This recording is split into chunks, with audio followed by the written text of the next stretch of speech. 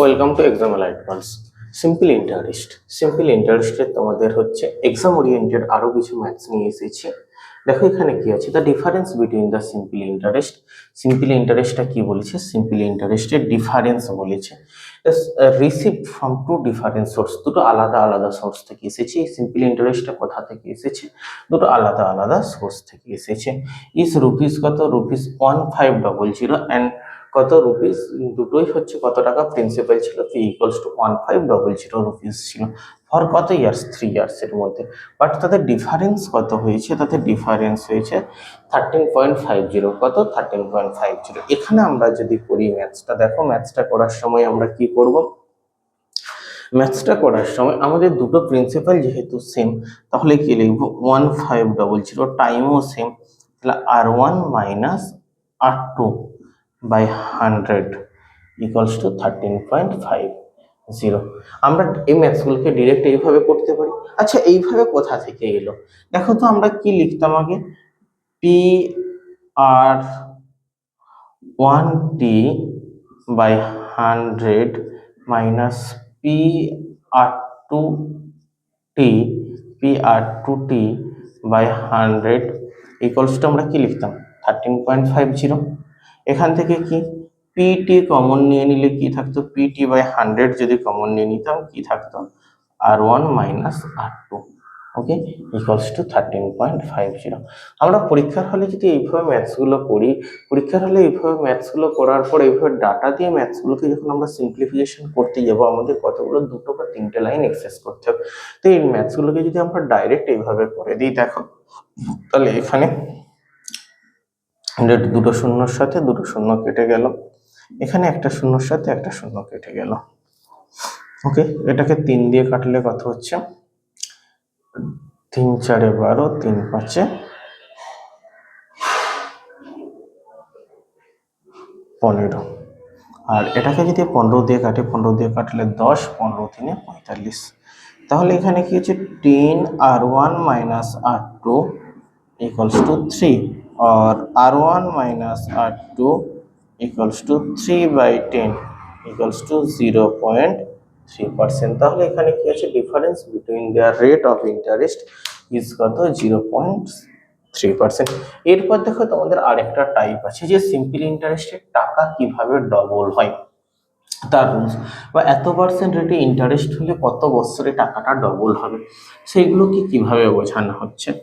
দেখো, এই ম্যাথসগুলো করার সময় তোমাদেরকে যে জিনিসগুলোকে খেয়াল রাখতে হবে, সেই জিনিসগুলো হচ্ছে সিম্পল ইন্টারেস্টের কোনো টাকা, ধরো প্রিন্সিপাল পি ইকুয়ালস টু 100 টাকা, পি ইকুয়ালস টু 100 টাকা, তুমি হচ্ছে ধরো স্টেট ব্যাংকে 100 টাকা জমা দিয়েছো। স্টেট ব্যাংকে 100 টাকা জমা দেওয়ার পর স্টেট ব্যাংক বলছে তোমাকে কত? 10 ইয়ার্স। আফটার 10 ইয়ার্স তাহলে টি ইকুয়ালস টু 10 বছর।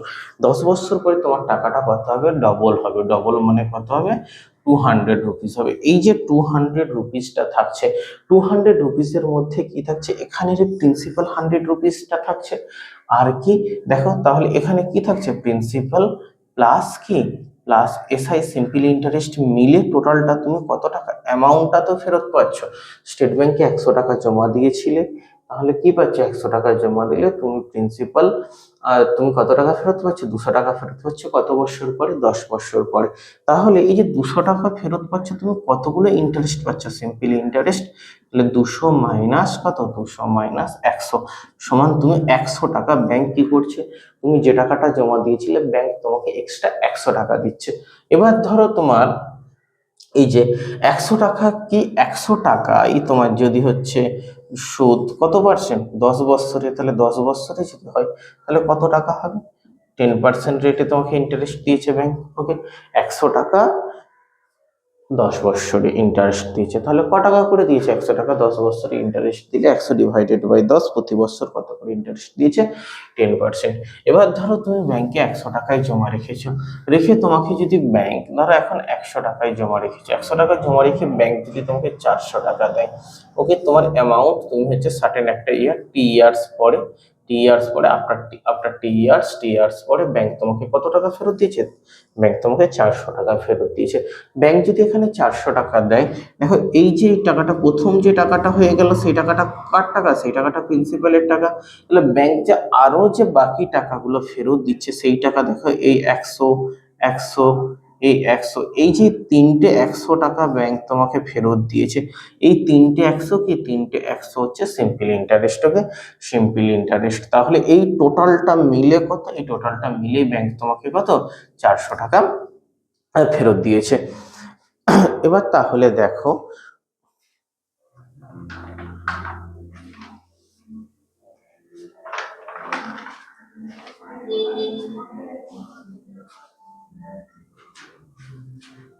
যে তোমাকে যদি কোনো কিছু ম্যাথস দেয় যে কোনো টাকা, ধরো কোনো একটা টাকা ব্যাংকে তুমি জমা রেখেছো, ব্যাংকে জমা রাখার পরে যদি সেই টাকাটা ক বৎসরে,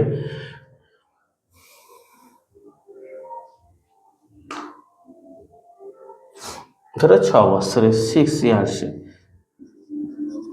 ইয়ার্সে টাকাটা তোমার হচ্ছে 3 টাইমস হচ্ছে টাকাটা, কোনো একটা টাকা ব্যাংকে তুমি জমা রেখেছো, 6 বছরে তোমার টাকাটা কত টাইমস হচ্ছে? 3 গুণ হচ্ছে। তাহলে তোমার টাকাটাকে 15 টাইমস হতে, তোমার টাকাটাকে ধরো যদি 15 টাইমস বলে, 15 টাইমস হতে গেলে তোমাকে হচ্ছে টাকাটা কত টাকা, কত বছর টাইম লাগবে? ধরো 14 টাইম। এবারে যে টাকাটা কত টাইমস হচ্ছে? 3 টাইমস হচ্ছে।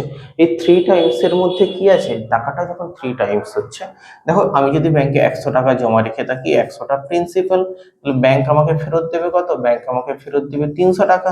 তাহলে ব্যাংক আমাকে ইন্টারেস্ট বাবদ কত টাকা ফেরত দিচ্ছে? ইন্টারেস্ট বাবদ 200 টাকা ফেরত দিচ্ছে। তাহলে আমি ইন্টারেস্টটা কত পাচ্ছি? ইন্টারেস্টটা 200 টাকা পাচ্ছি। তাহলে এই ধরনের ম্যাথস গুলো করার সময় এই যে টাইমস যেটা দিয়ে দিবে, তাহলে আমাকে কি 6/x equals to 3 minus 1, always কি হবে? অলওয়েজ প্রিন্সিপালটাকে মাইনাস করে দিতে হবে।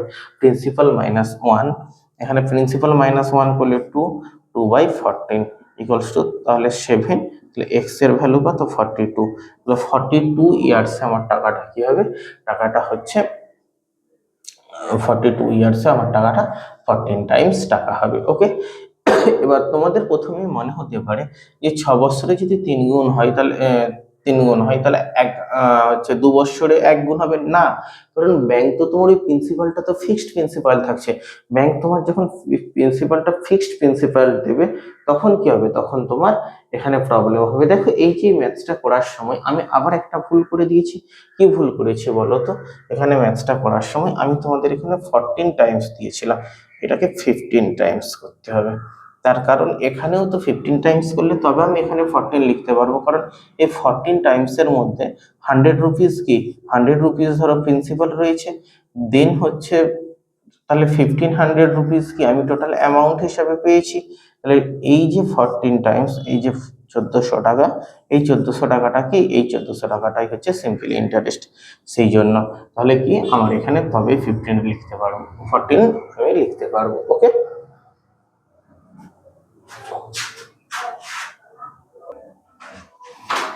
দেখো যেমন থিওরি বুঝলাম তেমনই তোমাদের কি আছে, তেমনই same to same copy maths. দেখো বলছি এই সাম অফ মানি বিকামস 3 টাইমস, কত টাইম আছে? 3 টাইমস আছে। Itself simple interest in 15 years, তাহলে 15 ইয়ার্সে টাকাটা কি হচ্ছে? টাকাটা হচ্ছে 3 টাইমস। ওকে, ম্যাথ সাজিয়ে নাও টাইমস।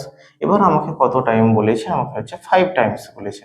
আমাকে যদি 5 টাইমস বের করতে দেয় সেটা কত বৎসর হবে সেটা, তাহলে আমি কি করব?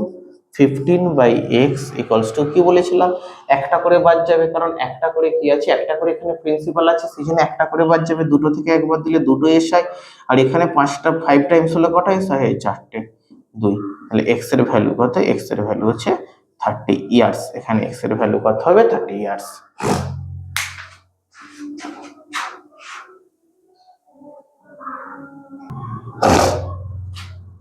A certainty amount becomes 3 times for 4 years. কত টাইম বলেছে? 3 টাইমস। কত বছরে বলেছে? 4 বছরে বলেছে। তাহলে দেখো 3 টাইমস কি, ম্যাথসটাকে প্রথমে যদি আমি সাজাই, এখানে কি বলেছে দেখো সেম টু সেম 3 টাইমস কত বছরে? 3 টাইমস হচ্ছে 4 ইয়ার্সে। 3 টাইমস যদি 4 ইয়ার্সে আমাকে কত চেয়েছে? অ্যান্সার চেয়েছে আমাকে 7 টাইমস। 7 টাইমস কত বছর হবে সেটা। ওকে, থ্রি টাইমস মানে একটা প্রিন্সিপাল আছে, তার সাথে কি দুটোই সিম্পল ইন্টারেস্ট আছে, তাহলে 2। 7 টাইমস মানে কি, 7 টাইমস হচ্ছে একটা প্রিন্সিপাল আছে, 6টা ইন্টারেস্ট আছে, বাই 6 ইকুয়ালস টু কত, 4/x। 2 2 4 কেটে গেল, অ্যান্ড হচ্ছে x ইকুয়ালস টু 12 ইয়ার্স। দেখো তোমাদের ম্যাথস গুলো কি পরীক্ষার হলে তোমরা এমনি মনে মনে করবে, করতে পারবে।